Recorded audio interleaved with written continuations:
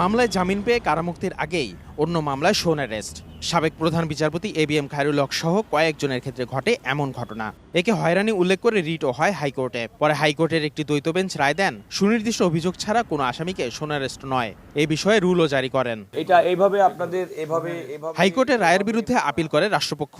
বুধবার প্রধান বিচারপতি নেতৃত্বাধীন আপিল বিভাগ হাইকোর্টের এই রায়কে স্থগিত করেন। এই আদেশেের মাধ্যমে আইনশৃঙ্খলা বাহিনীর স্বাধীন তদন্তের পরিবেশ ফিরে পেল বলে মন্তব্য করেন অ্যাটর্নি জেনারেল। আজকে সুপ্রিম কোর্টের আপিল বিভাগ মাননীয় প্রধান বিচারপতি সহ 4 সদস্যের বেঞ্চ তারা হাইকোর্টের এই অন্তর্বর্তীকালীন আদেশটি স্থগিত করেছেন এবং হাইকোর্ট যে রুলটি দিয়েছেন সেই রুলটি 4 সপ্তাহের মধ্যে শুনানির জন্য নির্দেশনা দিয়েছেন। এবং আমি মনে করি যে রিট পিটিশনের আবেদনকারী যারা সংক্ষুব্ধ, আমি তাদের প্রতি আহ্বান থাকবে যে তারা যত দ্রুত সম্ভব এই মামলাটি শুনানির ব্যবস্থা করবেন। রাষ্ট্রের পক্ষ থেকে কোনো মামলা বিলম্ব ঘটানো হবে না কিংবা আমরা কোনো মুলতবি চাইব না।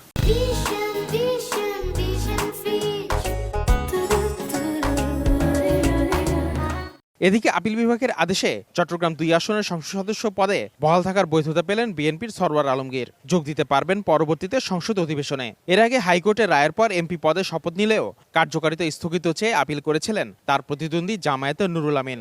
নির্বাচনের পরে সুপ্রিম কোর্টের আপিল বিভাগের পূর্ণাঙ্গ বেঞ্চ শুনানিতে যেহেতু হাইকোর্টের রুলটি পেন্ডিং ছিল এবং অনিষ্পন্ন অবস্থায় ছিল, আপিল বিভাগ হাইকোর্ট বিভাগকে নির্দেশনা দিয়েছিলেন যে আপনারা যে রুলটি পূর্বে ইস্যু করেছিলেন এবং যে রুলের অন্তর্বর্তীকালীন আদেশ বলে জনাব সরওয়ার আলমগীর সাহেবকে নির্বাচনে প্রার্থী হওয়ার জন্য অনুমতি দিয়েছিলেন, সেটি চূড়ান্ত নিষ্পত্তি করা হয়। সুপ্রিম কোর্টের হাইকোর্ট বিভাগ সেটি চূড়ান্ত নিষ্পত্তি করেছেন এবং জনাব সরওয়ার আলমগীর সাহেবের পক্ষে রায় প্রদান করেছেন।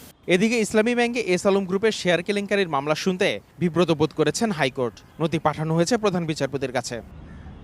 আসিফ মোহাম্মদ সিয়াম, সময় সংবাদ, ঢাকা।